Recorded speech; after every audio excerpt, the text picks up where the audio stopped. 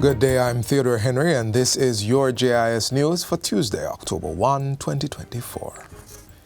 The governments of Jamaica and the Republic of India have agreed on bilateral cooperations across various sectors that will enable economic and social benefits for both countries. This was indicated through the exchange of 4 memoranda of understandings on Monday. The first is in digital transformation for the sharing of successful digital public infrastructure. This is aimed at promoting financial inclusion and social economic transformation. The other areas of cooperation include culture and sports. An MOU was also exchanged between eGov Jamaica Limited and National Payments Corporation of India. At a shared press briefing with his Indian counterpart, Prime Minister Dr. Andrew Holness welcomed the deepened relations between Jamaica and India. Dr. Holness adds that for almost 2 centuries, Indians have been contributing to Jamaica's development in key areas such as health, education, information technology, and business. Having had very fruitful talks with Prime Minister Modi, I can say with confidence that today heralds a new phase in Jamaica-India bilateral relations. Our discussions touched a range of issues of mutual interest, including health, agriculture, digital transformation, film, education, sports, tourism, and many other subjects. हमने Jamaica के लोगों के skill development और capacity building में योगदान दिया है। Digital public infrastructure, लघु उद्योग, biofuel, innovation, health, education, agriculture जैसे क्षेत्रों में हम अपना अनुभव जमैका के साथ साझा करने के लिए तैयार हैं। Prime Minister Holness is currently in India on a working visit with a team comprising Minister of Foreign Affairs and Foreign Trade, Senator Kamina Johnson-Smith, and Minister with responsibility for digital transformation, Senator Dana Morris-Dixon. The delegation also met with India's President and Vice President. Still in India, Jamaica officially opened its High Commission office in New Delhi on Monday. Dubbed Jamaica House, the office showcases the diverse stories of Jamaica through murals and will present opportunities for investment and the provision of service to members of the diaspora living in India. Prime Minister Dr. Andrew Holness says the office is another linkage to the Jamaica-India relationship. The opening of this lovely facility, Jamaica House, in India, is, yes, to advance our diplomatic relations, but more so to advance our economic relations. Meanwhile, Minister of Foreign Affairs and Foreign Trade, Senator Kamina Johnson-Smith, says the COVID-19 pandemic delayed the official opening and the working visit presented the opportune time. Our missions are of great importance to us. There are outposts. There are points of contact with the world. They are our focal areas of engagement, or platforms for reaching out not only to the host country government, but to our wonderful partners who are resident here as well. Prime Minister Holness also took the time to meet with Cultural Ambassador to India, renowned cricketer Chris Gayle. Jamaica's foreign direct investment inflows rose to $431 million in 2023, a 35% increase from $319 million when compared to 2022. Industry Investment and Commerce Minister Senator Auburn Hill said this was achieved while global foreign direct investment fell by 2% in 2023 when compared to 2022. Senator Hill was speaking in the Senate on Friday.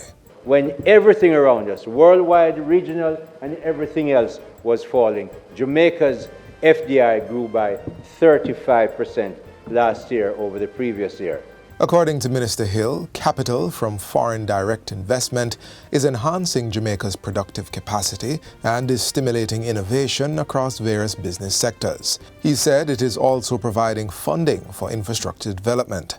Senator Hill added that there has been a marked increase in local direct investments, with businesses expanding and modernizing on the island. Several local companies have invested in technology and operations which show their commitment to enhancing capacity, productivity, and competitiveness. Still in the Senate, Minister Hill said the Consumer Affairs Commission is reporting a noticeable lowering of prices for agricultural produce between August and September when compared to the sharp spikes seen in previous months.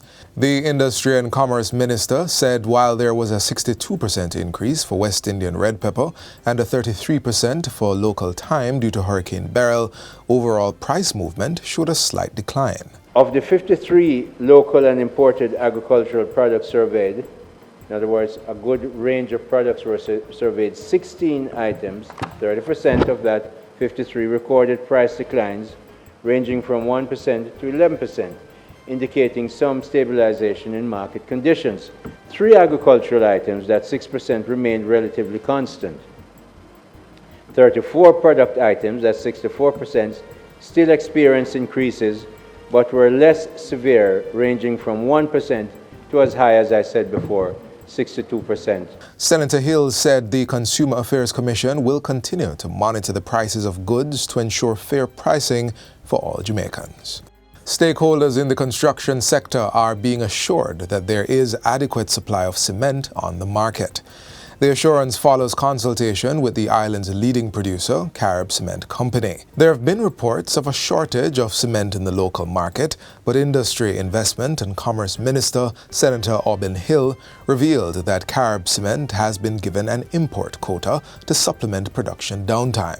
The same instruction was given to other entities that do not produce cement to import if necessary to supply market demand. The industry minister is urging importers who are not using their import quota to do so or risk losing it.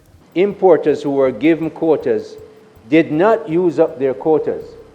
And so while you hear of a shortage in the market and some people are calling for the government to give more quotas and so on, use your quota that the government has given you to make sure the supply of cement is evenly managed in the marketplace. According to Minister Hill, a detailed market analysis conducted by his ministry between January and August this year revealed a decline in cement production averaging an 8% drop per month.